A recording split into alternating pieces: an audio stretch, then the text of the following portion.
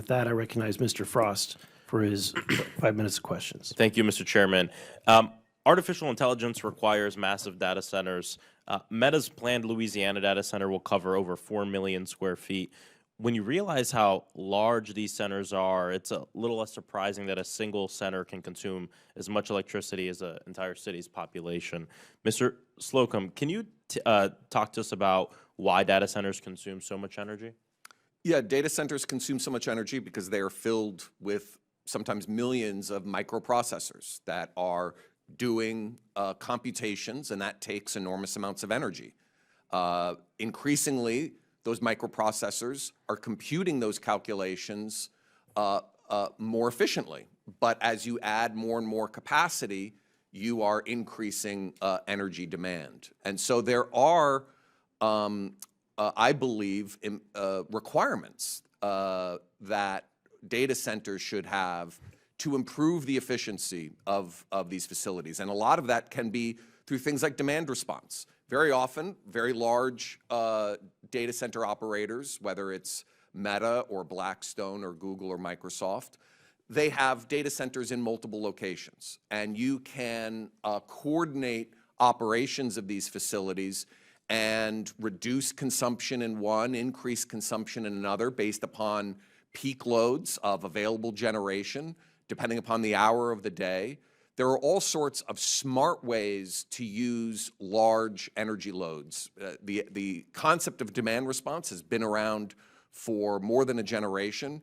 We're not seeing it as widely adopted in the data center field as it should be. And so before we start committing to building a lot of new power generation assets and associated infrastructure, we should instead be asking one of the most profitable industries on earth, are you doing all you can to manage that energy load responsibly in concert with local communities that are asked to host these facilities? And just briefly, what are the impacts on working families in these communities?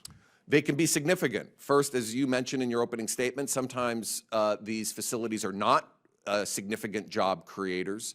They are often negotiate deals with disadvantaged local governments that are out-lawyered and outgunned to give away lots of tax breaks that compromise local districts' ability to fund basic government operations like infrastructure and schools and so forth.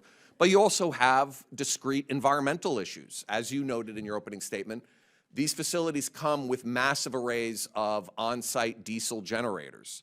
And so those generators kick on, sometimes during regular testing, sometimes because of issues with the regional power market. Those diesel generators are not clean burning facilities.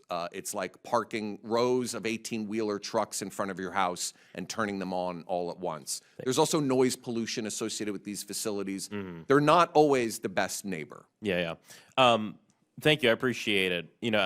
But at the same time, obviously, it is here, right? And I think part of our job in Congress is to ask all the questions, right? We want to know how we can spur innovation. We also want to know how we can protect working families. And I think in terms of technology, this institution traditionally has not been the best at asking all the questions and then legislating, having all the answers in mind. Look no further than social media and where we currently are, where we drag our feet on passing good common sense legislation, and then we freak out when it completely gets out of hand and try to pass lazy legislation like we have tried to do over the past few years on this. And so I think it's really important. And I know the chair brought up this pivot, which I think AI is going to be very helpful in a lot of different places, even in terms of figuring out how we're going to deal with the climate crisis, right? I think there's a lot here. However, when we talk about the pivot, there's a lot of people worried about it, including people like my aunt who spent a long time as a customer service representative, right? When we talk about manufacturing line workers, when we talk about the American worker, our job is not to ask the questions of just one set of people, but of all people, especially the working American. And I'd love to see us think a little bit more about this holistically as well. Just really quick, I have no time left, but I'm just curious. There are ways, and you talked about it, that we can work at curtailing a lot of these environmental impacts. Do you have any other ones top of mind? Yeah, I think trying to make sure that you have zero emission, clean energy resources, wind, solar, coupled with on-site battery storage would be a very sustainable way that isn't going to be disrupting the local community, not adding to climate destruction, and providing reliable, affordable energy for these centers. Yeah, and I think this is a place where we can talk more about it. We've had meetings on this too, talking about permitting reform, especially as it relates to moving forward with clean energy. So thank you. I yield back.